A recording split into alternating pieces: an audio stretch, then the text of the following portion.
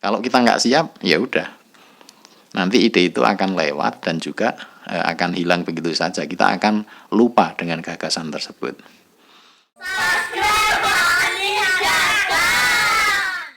Halo, assalamualaikum teman-teman Wani Dagang. Jumpa lagi dengan saya Hendy, penghuni channel Wani Dagang. Apa kabar teman-teman semua? Semoga teman-teman dalam keadaan sehat selalu. Amin amin ya robbal alamin. Baiklah teman-teman, kita lanjutkan sharingnya. Masih seputar ide bisnis atau gagasan bisnis. Nah teman-teman, ide bisnis itu seringkali menjadi sesuatu yang sulit bagi kita. Datangnya sering tidak disangka-sangka.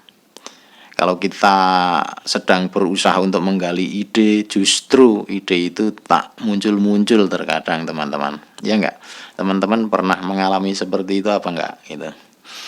Nah, seringkali gagasan itu datang tiba-tiba teman-teman.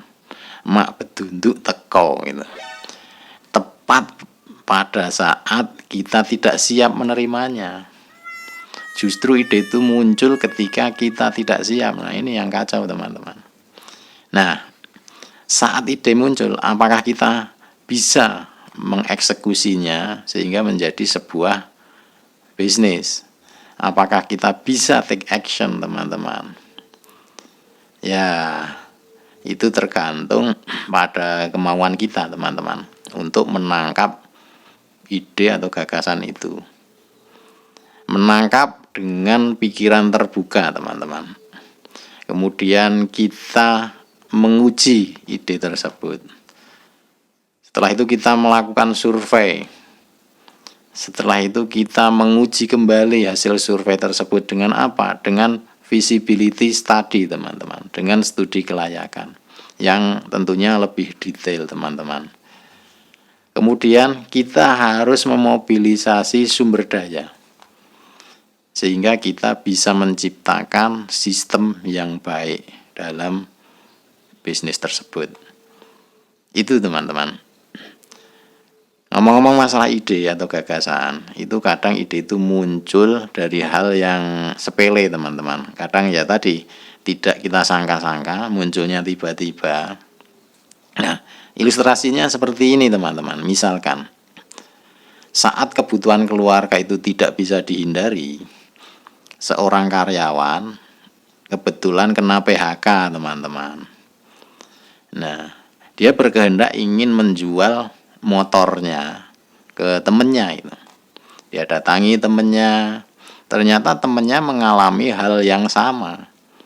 Temennya juga ingin menjual motornya, motor second berarti kan dalam hal ini teman-teman. Nah, bahkan dalam hal ini temennya berkehendak ingin motornya sekalian lah jualkan gitu.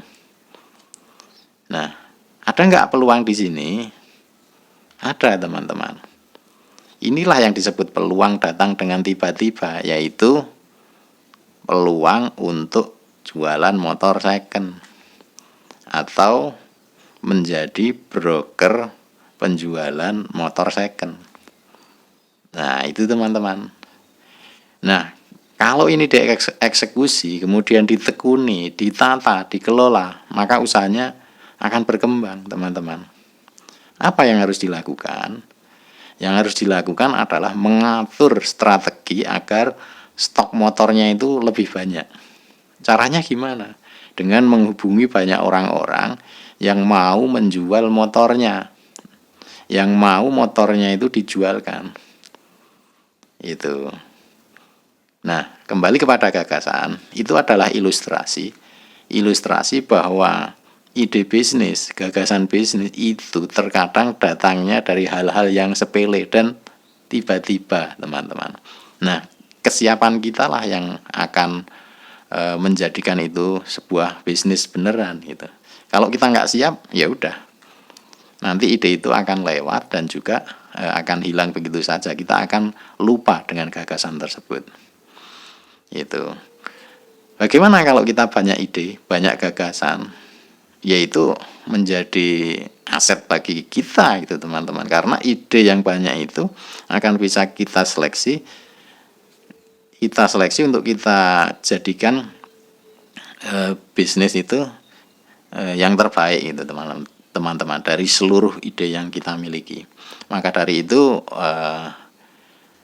lebih baik ide itu di list agar kita bisa memilih-milihnya yang terbaik, yang memungkinkan untuk kita konversi menjadi sebuah bisnis beneran gitu teman-teman. Tidak berhenti sebatas ide saja. Itu. Kesimpulannya teman-teman, gagasan bisnis atau ide bisnis yang baik itu selalu terfokus pada keinginan dan kebutuhan dari masyarakat. Itu. Seperti ilustrasi tadi, orang butuh motor bekas dan ada orang yang ingin menjual motor bekas. Nyambung gitu teman-teman. Ada penjual, ada pembeli, ada transaksi. Nah itulah kegiatan di dalam bisnis. Nah, orang yang berbisnis adalah dia memposisikan sebagai penjual atau pedagang. Itu. Makanya channel ini, channel Wani Dagang, akan senantiasa memberikan support, motivasi untuk bagaimana kita berani berdagang. Loh kok dagang? Iya, dagang. Karena dagang itu nanti akan berkembang menjadi bisnis yang semakin lama semakin membesar. Kalau apa? Kalau kita menciptakan sistem yang baik, teman-teman. Oke, teman-teman, itu saja. Semoga menginspirasi. Semoga teman-teman sehat selalu dan sukses selalu. Saya akhiri, wabillahi taufiq wal hidayah. Wassalamualaikum warahmatullahi wabarakatuh.